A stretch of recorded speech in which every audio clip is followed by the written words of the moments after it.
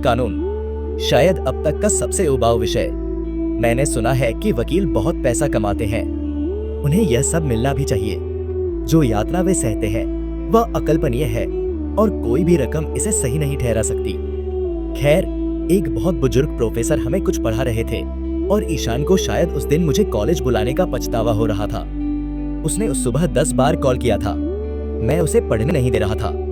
मुझे समझ नहीं आ रहा था कि वह इतनी लगन से नोट्स क्यों बना रहा था। बस एक के बाद एक पंक्तियां थी जिन्हें रटकर परीक्षा में उतारना था। एक कॉमर्स स्टूडेंट के रूप में हम इसमें अच्छे थे। सोनल कैसी है? मैंने उसे छेड़ने के लिए पूछा। वह अच्छी है। वह सच में तुमसे उस दिन मिलना चाहती थी, उसने फुसफुसाते हुए कहा। भले ही प्रोफेसर का किसी को बात करने से रोकने का कोई इरादा नहीं था। सच में? क्यों? मैंने पूछा। मुझे तो पता है कि वह मुझसे नफरत करती है। वह तुमसे नफरत नहीं करती, उसने कहा, लेकिन वह तुम्हारी हरकतों को पसंद नहीं करती। सोनल भी बाकी सबकी तरह यही सोचती थी कि मैं एक फ्लर्ट हूँ और मुझे जो भी लड़की मिलती मैं उस पर हाथ साफ करने की कोशिश करता या कुछ और भी। शुरू में मुझे गुस्सा आता था, लेकिन अब मैं इसकी आदत डाल चुका था। अब मुझे इससे कोई फर्क नहीं पड़ता था। तो आज उससे मिल लेते हैं, मैंने कहा। मुझे कहीं जाना है। एक फैमिली फ्रेंड के बच्चे को करियर के लिए सही स्ट्रीम चुनने में मदद करनी है। उनके घर जाना होगा। तुम्हें हमेशा कुछ न कुछ काम कैसे मिल जाता है? मैंने कहा। ईशान हमेशा दूसरों के मामलों में खास दिलचस्पी लेता था और इसी वजह से वह पूरे दिन व्यस्त रहता था। जब मैंने उसे पहली बार कॉलेज में देखा था तो वह मेरे लिए बस एक आम लड़का था, 5 फीट 8 इंच लंबा, बच्चा सा चेहरा जो धूप में तुरंत लाल हो जाता था। लेकिन उसकी ऊर्जा और हमेशा व्यस्त रहने वाली छवि को अनदेखा करना नामुमकिन था। शुरुआत में मुझे वह पसंद नहीं था, लेकिन उसने मुझ में दिलचस्पी ले ली। मैं उसके लिए एक चैरिटी प्रोजेक्ट जैसा था, क्लास में मिसफिट। शायद उसे मुझे सुधारने में मजा आता था। अगली क्लास से पहले दिया से मिल लेना, वह तुम्हें ढूंढ रही थी, उसने कहा। मुझे? मैंने पूछा। क्यों? तुमने अब तक प्रोजेक्ट शुरू नहीं किया है ना? उस दिन भी क्लास से भाग गए थे। वह तुमसे काफी नाराज है, उसने कहा। साली। मैंने उसकी तरफ देखा। वह हमेशा की तरह पहली सीट पर बैठी थी। प्रोफेसर जो भी बोल रहे थे वह हर शब्द उतनी ही लगन से लिख रही थी। उसकी आंखों में एक अडिग ध्यान था। मैंने उसकी लगन और धैर्य की सराहना की। क्लास खत्म हुई और वह बूढ़ा प्रोफेसर धीरे धीरे बाहर चला गया। उसने असाइनमेंट के बारे में कुछ कहा, लेकिन किसी को परवाह नहीं थी और सब बाहर निकल गए। सिर्फ दिया वहीं बैठकर अपने नोट्स को अंडरलाइन कर रही थी। ईशान ने जाते जाते कहा कि मुझे उससे बात करनी चाहिए। मुझे कोई इच्छा नहीं थी। मुझे पूरा यकीन था कि वह मुझे सवालों, गालियों और जिम्मेदारियों की बौछार में उलझा देगी। मैं धीरे धीरे उसके पास गया। मैंने मन ही मन चाहा कि जमीन खुल जाए और मैं उसमें समा जाऊं, लेकिन ऐसा नहीं हुआ। मैं उसकी डेस्क के पास पहुंचा, मुस्कुराया और दुआ की कि वह मुझे ज्यादा काम न दे। बैठो, उसने शांति से कहा। फिर भी मुझे डर था कि कहीं उसकी जहरीली जुबान मुझे निगल न जाए। तुम्हें कोई खास टॉपिक चाहिए या जो सर ने दिया है उसी पर काम करें। शायद वह उतनी बुरी भी नहीं थी। नहीं, जो उन्होंने दिया है वही करते हैं। वैसे भी हम थोड़े फंसे हुए हैं, मैंने कहा। ठीक है, उसने कहा और अपने बैग में कुछ खोजने लगी। अचानक उसने एक किताब निकाली, फ्री ट्रेड एग्रीमेंट्स एक्ट। मुझे लेखक के नाम की परवाह नहीं थी। मुझे उसकी मोटाई से डर लग रहा था। यह लगभग मेरे हाथ जितनी मोटी थी। नहीं, मैं अंदर से कांप गया। तो हमें इसके साथ क्या करना है? ज्यादा कुछ नहीं, उसने व्यंग्य से कहा। बस इसे पढ़ना है, फिर इसका विश्लेषण करना है और अपनी राय देनी है। बस इतना ही। अब उसकी आवाज पहले जैसी मीठी नहीं थी। उसमें वही घमंड और तंज लौट आया था। मैंने उसके शब्दों को दोहराया, किताब पढ़ो, विश्लेषण करो और सुझाव दो। उस मूर्ख प्रोफेसर को लगता था कि हमें पूरी किताब पढ़नी चाहिए, लेकिन यह तो सिलेबस में भी नहीं है। मैंने विरोध किया। है ना बिनॉय? तो चलो सर से कह देते हैं कि तुम्हें यह सिलेबस से बाहर लगती है और तुम इसे नहीं पढ़ना चाहते, उसने ठंडे स्वर में कहा। अपने बड़े चश्मे को ठीक किया और दूसरी तरफ देखने लगी। मैंने ऐसा कब कहा? तो ठीक है, पढ़ लूंगा, मैंने कहा। जितना सख्त लग सकता था। अच्छा, फिर इसे 2 दिन में पढ़ लो, फिर हम इस पर चर्चा करेंगे। 2 दिन?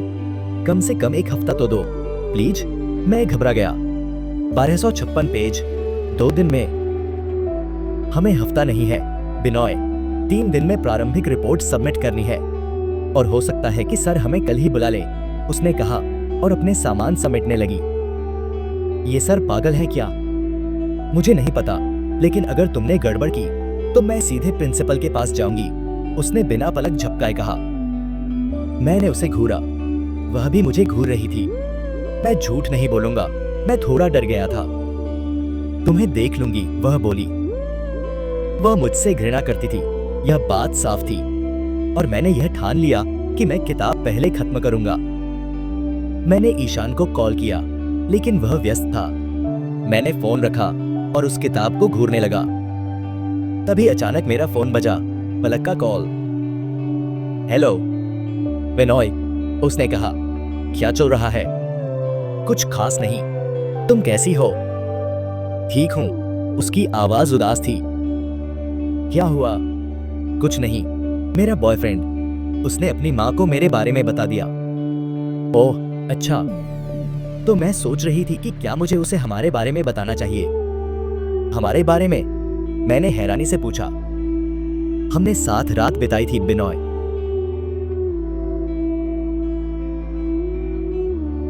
मैं सोचने लगा कि क्या हमारे बीच सच में कुछ हुआ था। अब तो ऐसा ही लग रहा था।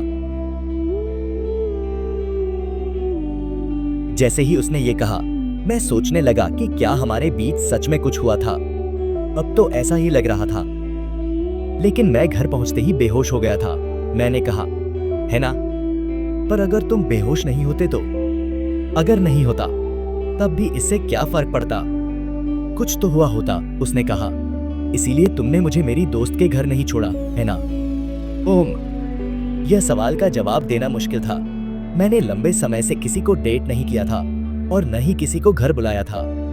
मैं यह भी नहीं कह सकता था कि उस वक्त मैं कुछ करता या करने की कोशिश करता। मतलब ऐसा नहीं था कि मैंने इसके बारे में सोचा नहीं था, लेकिन मुझे नहीं पता, मैंने कहा। मुझे उस रात की कोई बात याद नहीं। मैंने क्या कहा? मैंने क्या किया? तुम्हें कुछ भी याद नहीं? नहीं बिनॉय, रास्ते में तुम मेरे साथ बहुत स्वीट हो गए थे। तुमने मेरा हाथ पकड़ा था और कहा था कि तुम्हें बहुत अच्छा लगा और तुम मुझे मेरी दोस्त के घर छोड़ना नहीं चाहते थे। इसलिए तुमने कहा कि मैं तुम्हारे घर चलूं, और मैं बेवकूफ और नशे में थी तो चली गई। बेवकूफ थी मैं। ओह, मैं तुम्हारे घर आई थी, पालक ने कहा। मुझे उसे अपने बॉयफ्रेंड को बताना चाहिए, है ना? नहीं, तुम्हें बताने की जरूरत नहीं है। देखो पालक, कुछ भी नहीं हुआ और बस यही मायने रखता है। बिनॉय, उसने कहा, तुम पक्के हो? बिल्कुल, मैंने कहा। तुम्हें मुझसे कोई लगाव नहीं? उसने पूछा। क्या मुझे पसंद हो? लेकिन मैंने कहा, हम एक दूसरे को जानते तक नहीं। तुम्हें लगता होगा कि मैं बहुत बेवकूफ हूं, है ना? नहीं पालक, तुम क्यूट हो और मुझे तुम पर बहुत बड़ा क्रश था। उसने शरारती अंदाज में पूछा। अब भी है। मुझे भी तुम पसंद हो, उसने कहा।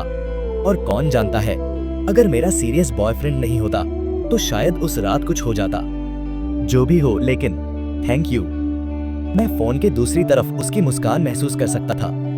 मुझे यकीन था कि मुझे उस पर क्रश था, लेकिन मुझे वह तब ज्यादा पसंद थी जब उसे पाना मुश्किल था। किसी कमिटेड लड़की के साथ बिना सोचे समझे कुछ करने से सिर्फ दिल टूटते हैं और अनचाही परेशानियां आती हैं। लोग हमेशा मुझसे यही उम्मीद रखते हैं, और शायद यही वजह है कि मैं खुद को इससे दूर रखना चाहता हूँ। किसी फिजूल रिश्ते में कोई इज्जत नहीं। तो दोस्तों, आज की कहानी यहीं समाप्त होती है। उम्मीद है आपको ये कहानी पसंद आई होगी। अगर आपको हमारी कहानियां अच्छी लगती हैं तो हमारे चैनल के स्टूडियो को सब्सक्राइब करना न भूलें। घंटी के आइकन को दबाएं ताकि अगली कहानी की नोटिफिकेशन आपको सबसे पहले मिले। कमेंट्स में अपनी राय देना मत भूलें। हमें आपकी प्रतिक्रिया का हमेशा इंतजार रहता है।